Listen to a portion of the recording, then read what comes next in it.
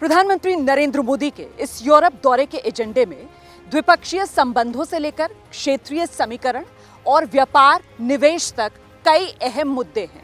अच्छा, कूटनीतिक सूत्र ये बताते हैं कि भारत और यूरोप दोनों को एक दूसरे की अहमियत पता है और इसी वजह से दोनों देश इस बात को समझते हैं कि एक दूसरे के हितों की रक्षा करते हुए ही दोनों को आगे कदम बढ़ाना होगा उच्च स्तरीय संवाद और बातचीत के जरिए। देखिए, भारत ये जानता है कि यूरोपीय यूनियन उसका तीसरा सबसे बड़ा कारोबारी साझेदार है और वहीं यूरोप ये जानता है कि भारत न सिर्फ एक बड़ा बाजार है बल्कि जो सप्लाई चेन है उसे मजबूत करने की एक अहम कड़ी भी है।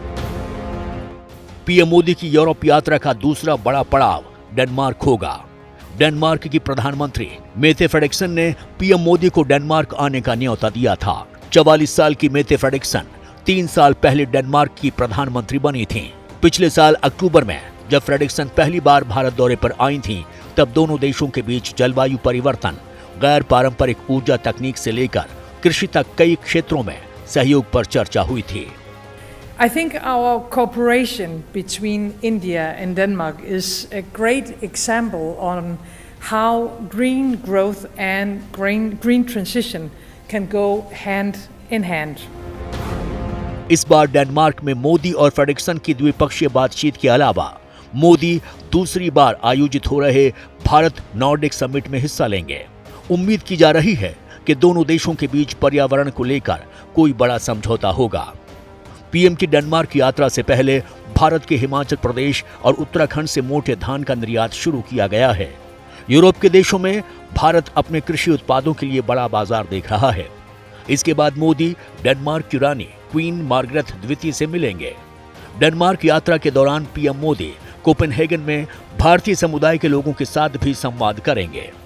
प्रधानमंत्री मोदी का ये यूरोप दौरा इसलिए भी अहम माना जा रहा है क्योंकि यूरोप लगातार भारत से ये कहता रहा है कि वो रूस पर अपनी निर्भरता को कम करे। वहीं दूसरी तरफ रूस के विदेश मंत्री सर्गेई लावरोव ये कह चुके हैं कि रूस यूक्रेन संकट का हल ढूंढने के लिए अगर भारत मध्यस्थता करता है तो फिर उसे कोई आपत्ति नहीं। तो ऐसे में इस दौरे पर प्रधानमंत्री नरेंद्र मोदी ये जो संकट है इन देशों का उसको लेकर भी किसी तरीके की कोई पहल कर सकते हैं। रूस यूक्रेन युद्ध के मद्देनजर सभी बड़े यूरोपीय देश भारत से रूस के खिलाफ सख्त रुख अपनाने और अंतर्राष्ट्रीय प्रतिबंधों में शामिल होने की गुजारिश कर रहे हैं। इनमें से फ्रांस भी एक है। फ्रांस के राष्ट्रपति इमैनुअल मैक्रों ने भारत को संयुक्त राष्ट्र में रूस के खिलाफ सख्त रुख अपनाने को कहा था, लेकिन मोदी सरकार ने इन बातों को दरकिनार कर दिया। भारत ने अपने हितों की रक्षा करते हुए रूस के खिलाफ हुई वोटिंग में हिस्सा नहीं लिया। इस बात से फ्रांस ज्यादा खुश नजर नहीं आया। फ्रांस इस समय यूरोपियन काउंसिल का अध्यक्ष है और यूरोप की सबसे बड़ी सैन्य ताकत भी। यूरोप में फ्रांस की बात को गंभीरता से लिया जाता है। प्रधानमंत्री मोदी फ्रांस के दोबारा राष्ट्रपति चुने गए इमैनुअल मैक्रों से मिलेंगे तो जाहिर तौर पर रूस यूक्रेन संकट को लेकर भी बातचीत होगी। ये बातचीत इसलिए भी अहम होगी क्योंकि दोनों ही नेता शांति की कोशिशों से भी जुड़े हैं।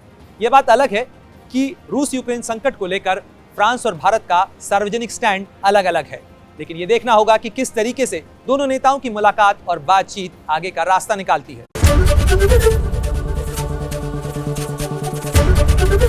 एबीपी न्यूज आपको रखे आगे।